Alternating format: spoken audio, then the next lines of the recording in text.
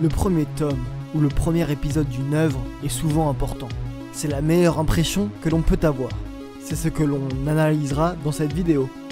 Bonjour et bienvenue sur Manga Adaptation. Avec ces histoires tranches de vie qui vous feront voyager de la douceur innocence de l'enfance aux désillusions de la vieillesse avec des personnages hauts en couleur, c'est un manga d'Izu Toru publié par Kana. À travers ce slice of life, nous suivons diverses histoires qui nous racontent le statut de travailleur manuel.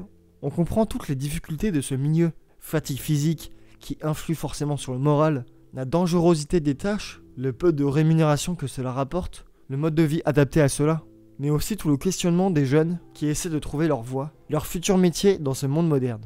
Comment les femmes survivent dans ce genre de travail? Est-ce qu'elles ont des difficultés physiques, morales? Comment sont-elles perçues, etc. On nous montre cela avec des plans contemplatifs qui prennent le temps d'installer un rythme lié au mode de vie de ces travailleurs. Bon, c'est un peu lent, mais bon. En sortant du travail, sont comme apaisés, relaxés, comme si l'un amenait à l'autre une image du travail moderne, et en même temps, c'est un type considéré comme arriéré de par sa nature physique, dans notre société de plus en plus intellectuelle. Finalement, c'est un manga sur la vie et le travail manuel sous toutes ses formes. L'histoire suit le quotidien de Honda, un squelette travaillant dans une librairie. Voilà, c'est animé du studio DLE Inc. et diffusé chez Crunchyroll. Une librairie gérée par des monstres, c'est monstrueusement bien. LOL.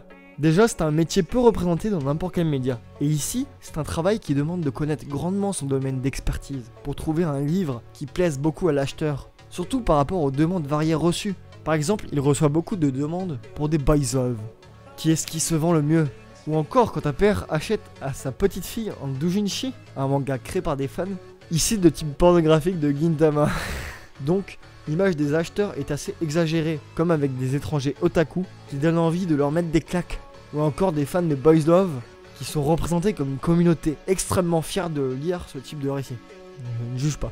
Cet animé a une dynamique extrêmement efficace en termes d'humour. Déjà, sa structure narrative est basée sur des enchaînements de gags comme un cartoon, et il dure environ 11 minutes, qui permet d'utiliser nettement mieux ce style car c'est un format rythmé et dynamique.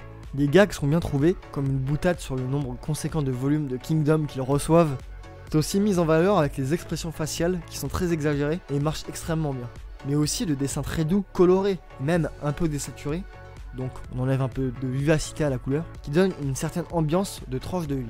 Un métier sous sa plus belle représentation en soi. Allez, à plus et lisez des mangas.